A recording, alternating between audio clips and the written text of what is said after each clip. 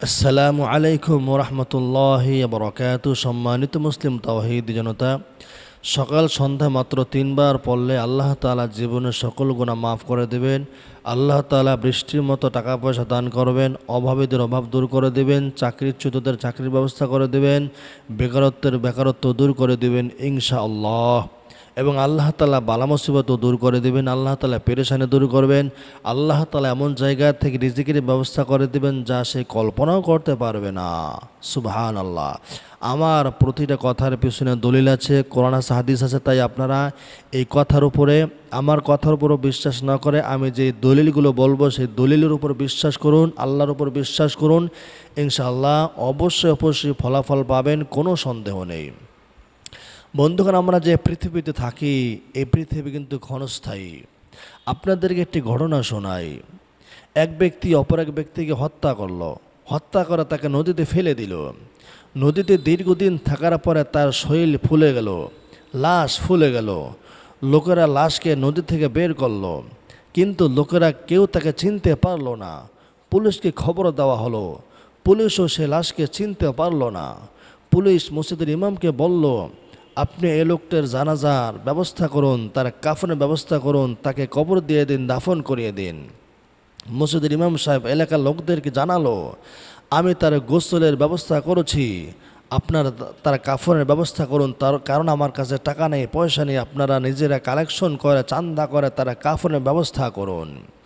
ইমাম সাহেব একদিকে তাকে গোসল করাতে লাগলেন, অন্যদিকে গ্রাম্য ব্যক্তিরা এলান করে ঘোষণা করে, আধা ঘন্টা ঘোষণা করে এলান করে চান্দা কালেকশন করে তার কাফনের ব্যবস্থা করলো। কেউ 5 টাকা দিল, কেউ 10 টাকা দিল, কেউ 50 টাকা দিল। এভাবেই তার কাফনের ব্যবস্থা হয়ে গেল। তার কাফনের ব্যবস্থা হলো, তার জানাজা হলো, তাকে দাফন করে দেওয়া হলো। 3 মাস পর জানা গেল, সন্ধান পাওয়া গেল এই লোকটা এই গ্রামের ছিল, অন্য কোনো গ্রামের ছিল না। এমনকি এই লোকটি এই গ্রামের একজন প্রভাবশালী ব্যক্তি ছিল। এই লোকটি এই গ্রামের একজন ধনী ও ধনাঢ্য মানুষ ছিল। তার লক্ষ লক্ষ কোটি কোটি টাকা ছিল, ব্যাংকে তার লক্ষ কোটি টাকা ছিল। যখন সে মারা যাবে তখন তার একটি ফলের বাগান ছিল। ওই ফলের বাগানে ফল দ্বারা ভরপুর ছিল, টইটুম্বুর ছিল। তার স্বপ্ন ছিল ফল সে খাবে, তার সন্তানকে খাওয়াবে, এই ফল বিক্রি করবে, টাকা ইনকাম করবে, তার স্বপ্ন সে বাস্তবায়ন করবে। কিন্তু গাছের জায়গায়, ফলের জায়গায়, তার ওয়ারিসের জায়গায়, তার সম্পদের জায়গায় থেকে গেল। মাঝখানে সব কিছুর আয়োজক সে বিদায় নিল, চলে গেল। এই হলো দুনিয়া। আমরা অনেক সময় আত্মীয় স্বজনদের দিয়ে গর্ব করে অহংকার করি, আর সমাজে বড়ত্ব দেখে বাহাদুরি করি। আমরা বলি, আমার অমক ছেলে, আমার অমক আত্মীয়স্বজন এই সেই, তুমি আমার সাথে পারবে না। আমি তাকে ফোন দিব, আমি তাকে ফোন দিলে সে তোমাকে এসে সাইজ করবে, তোমাকে হত্যা করবে, তোমাকে মারবে, তোমার থেকে প্রতিশোধ নেবে। এইভাবে আমরা আমার আত্মীয় স্বজনদের মাধ্যমে আমরা অহংকার করি, ওয়ারিসদের মাধ্যমে আমরা অহংকার করি। কিন্তু কখনো কখনো এমন হতে হয় যে আমার মৃত্যুই হয় ওয়ারিস ছাড়া, আমার আত্মীয় স্বজন ছাড়া। যাদের কিনা আমি অহংকার করেছি, গর্ব করেছি, দম্ভ করেছি, আমার মৃত্যুর সময় তারা কেউ কাছে থাকতে পারে না, এমন একটা সময় মানুষের কাছে চলে আসে। এই জন্য ওয়ারিসদেরকে নিয়ে গর্ব করতে নেই, আত্মীয় স্বজনদেরকে নিয়ে গর্ব করতে নেই। কেন গর্ব করেন? আমরা তো সবাই এই পৃথিবীতে মুসাফির। নবী করিম সাল্লাল্লাহু আলাইহি ওয়াসাল্লাম বলছেন, কুন ফিদ দুনিয়া কান্নাকা গরীব আও আবিরু সাবিল। তুমি দুনিয়াতে এমন থাকো যেমন তুমি একজন মুসাফির অথবা তুমি একজন ভিনদেশী। মুসাফির তার মন ভাঙ্গা থাকে, তার মনে সাহস কম থাকে। আর ভিনদেশী তার মনে সবসময় থাকে, আমাকে আমার দেশে চলে যেতে হবে, এই বিদেশ আমার আসল ঠিকানা নয়। এই পৃথিবীটা আমাদের জন্য ভিনদেশ, আমাদের আসল ঠিকানা হলো জান্নাত, আসল বাড়ি হলো জান্নাত। সেখানে আমরা স্থায়ী হব, এই পৃথিবী হলো আমাদের জন্য অস্থায়ী। তাই বন্ধুগণ, কেউ অহংকার না করি, কেউ বাহাদুরি না করি। এই জীবন আল্লাহ তাআলা দিয়েছেন, এই জীবনকে মূল্যায়ন করতে হবে, এই জীবনকে কাজে লাগাতে হবে। আমি আপনাদেরকে একটা আমল বলবো, যে আমলটি সকালে 3বার পড়বেন, সন্ধ্যায় 3বার পড়বেন। ইনশাআল্লাহ আল্লাহ তাআলা আপনার জীবনের যাবতীয় গুনাহগুলো মাফ করবেন, ক্ষমা করে দেবেন। আল্লাহ তাআলা সগীরা গুনাহ ক্ষমা করার পাশাপাশি আল্লাহ তাআলা কবিরা গুনাহ মাফ করে দেবেন। সে আমলটি বলার পূর্বে আপনাদেরকে একটি হাদিস শোনাই, যে হাদিসটা শুনলে আপনারা চমকে যাবেন। নবী করিম সাল্লাল্লাহু আলাইহি ওয়াসাল্লাম বলেছেন, ফজরের সময় একদল ফেরেশতা পৃথিবীতে আসে। এই দল ফেরেশতা আসরের সময় আসমানের দিকে উঠে যায়, আমাদের আমল ফেরেশতারা আল্লাহর সামনে পেশ করে। তো আল্লাহর সামনে যখন আমল পেশ করা হয়, আল্লাহ তাআলা সবার আমল দেখেন। তো যার আমলের প্রথম পাতা দেখেন ইস্তেগফার, শেষের পাতায়ও দেখেন ইস্তেগফার, আল্লাহ তাআলা এই ব্যক্তির মাঝখানে পাতা যে গুনাহ থাকে সেই গুনাহগুলো ক্ষমা করে দেয়, মাফ করে দেন। সুবহানাল্লাহ। তাই আমি বলতে চাই, আপনারা সকালবেলায় 3 বার ইস্তেগফার পড়বেন এবং বিকেলবেলায় 3 বার ইস্তেগফার পড়বেন। তাহলে এই ইস্তেগফার আপনার আমলনামায় লেখা হবে, আপনার কাগজে লেখা হবে, ফেরেশতারা লিখে রাখবে। এই আমলনামা যখন আল্লাহ তাআলা দেখবেন যে এই আমলনামার শুরুতে ইস্তেগফার আর শেষেও ইস্তেগফার, কিন্তু মাঝখানে অনেক গুনাহ রয়েছে, সাগর পরিমাণ গুনাহ রয়েছে, আকাশ পরিমাণ গুনাহ রয়েছে, আল্লাহ তাআলা এই আকাশ পরিমাণ সাগর পরিমাণ গুনাহ সেকেন্ডের মধ্যে ক্ষমা করে দিবেন, মাফ করে দিবেন। এই জন্য ভাইরা আমার, আমরা সকালবেলা ইস্তেগফার পড়ব 3 বার। আর ইস্তেগফার অনেক রকমের আছে, সবচেয়ে সহজ এবং শর্টকাট ইস্তেগফার হচ্ছে আস্তাগফিরুল্লাহ, আস্তাগফিরুল্লাহ, আস্তাগফিরুল্লাহ। আস্তাগফিরুল্লাহ অর্থ হচ্ছে আল্লাহর কাছে আমি মাপ চাই, আল্লাহর কাছে আমি ক্ষমা চাই। তো আমরা আস্তাগফিরুল্লাহ পড়ব, সকালে 3 বার পড়ব, আসরের পরে বা মাগরিবের পরে 3 বার করে আমরা পড়ব, সর্বনিম্ন 3 বার।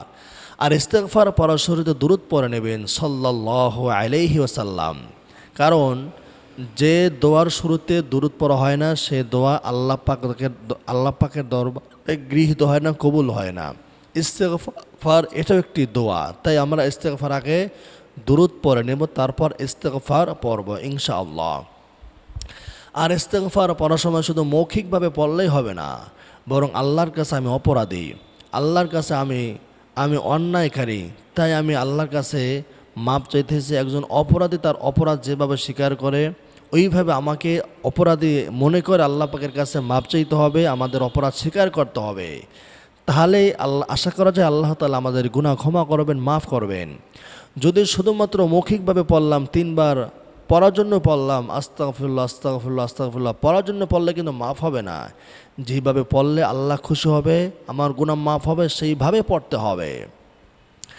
আর আল্লাহ তাআলা কোরআন কারীমের মধ্যে বলেন, ওয়া কওমি ইস্তাগফিরু রাব্বাকুম সুম্মা তুবু ইলাইহি, হে তোমরা তোমাদের রবের কাছে ইস্তেগফার পড়ো এবং তার কাছে তোমরা মাপ চাও, তওবা করো। তাহলে কি হবে? ইউরসিলিস সামা আলাইকুম মিদরারা, আল্লাহ তাআলা আসমান থেকে বৃষ্টি দান করবেন। ওয়াইমদিদুকুম বিআমওয়াল, আল্লাহ তাআলা সম্পদ দান করবেন, ওয়াবানিন এবং সন্তান দান করবেন। ওয়াজআল লাকুম জান্নাত, আল্লাহ তাআলা জান্নাতও দান করবেন এবং আল্লাহ তাআলা গুনাহ মাফ করে দিবেন। ইন্নাহু গফারা, কারণ তিনি ক্ষমাশীল। তো ইস্তেগফার পড়লে একে তো গুনাহ মাফ হয়, দ্বিতীয়ত বৃষ্টি আসে, তৃতীয়ত সন্তান হয়, চতুর্থত সম্পদ হয়, পঞ্চমত আল্লাহ তাআলা আমাদেরকে জান্নাতের মালিক বানিয়ে দেয়। আল্লাহ তাআলা অন্য এক আয়াতের মধ্যে বলেন, ওয়ামা কানাল্লাহু লিউআযিবাহুম ওয়া হুম ইস্তাগফিরুন, আল্লাহ তাআলা এমন নন যে লোকেরা ইস্তেগফার পড়বে আর আল্লাহ তাআলা তাদেরকে আযাব দিবেন, গজব দিবেন, বালা মুসিবত দিবেন। রাসূল সাল্লাল্লাহু আলাইহি ওয়াসাল্লাম এক হাদিসের মধ্যে বলেন, মান লাজিমাল ইস্তেগফার, যে ব্যক্তি ইস্তেগফারকে আবশ্যক করে নেয়, নিয়মিত ইস্তেগফার পড়ে, জাআলাল্লাহু লাহু মিন কুল্লি দীকিন মাখরাজা, আল্লাহ তাআলা তার প্রত্যেক সংকট থেকে উত্তরণের রাস্তা বের করে দেয়। সংকটের মধ্যে পড়ে গেলে আল্লাহ তাআলা সংকট থেকে মুক্তির ব্যবস্থা করে দেয়। ওয়া মিন কুল্লি হাম্মিন ফারাজা, এবং প্রত্যেক পেরেশানি থেকে আল্লাহ তাআলা মুক্তি দান করেন। ওয়ারাযাকাহু মিন হাইসু লা ইয়াহতাসিবু, এবং আল্লাহ তাআলা তাকে এমন জায়গা থেকে রিজিক দান করেন যা সে কল্পনাও করতে পারে না। সুবহানাল্লাহ।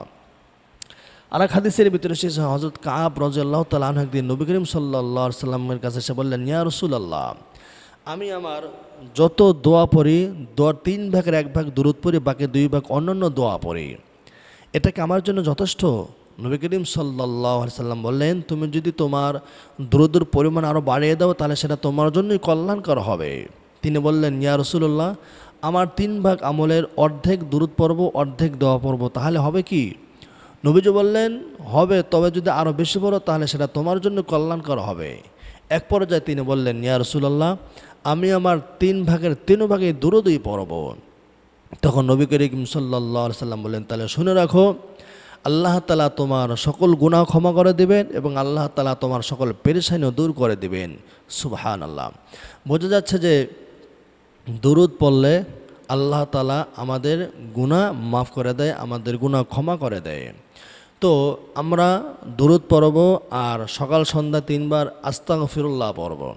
আস্তাগফিরুল্লাহাল্লাযী লা ইলাহা ইল্লা হুয়াল হাইয়ুল কাইয়্যুম ওয়া আতুবু ইলাইহি।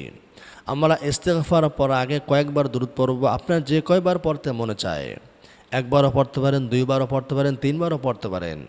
আর ইস্তেগফার শুধু যে 3 বারই পড়তে হবে তাই নয়, আপনি ইস্তেগফার চাইলে আরও কমও পড়তে পারেন, বেশিও পড়তে পারেন। ইস্তেগফার 3 বার পড়বেন ইনশাল্লাহ, 4 বারও পড়বেন, 6 বার পড়বেন, যে কয়বার পড়তে মনে চায় ওই কয়বারই পড়বেন। তবে খেয়াল রাখতে হবে ইস্তেগফার যেন ইস্তেগফারের মতো হয়।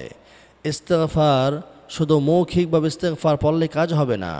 আমাদের কাছে আল্লাহ পাকের কাছে আমাদেরকে আল্লাহ পাকের সামনে অপরাধী উপস্থাপনা করতে হবে, অপরাধীর কথা স্বীকার করতে হবে, আমাদেরকে অপরাধী হিসাবে আল্লাহর সামনে উপস্থিত করতে হবে।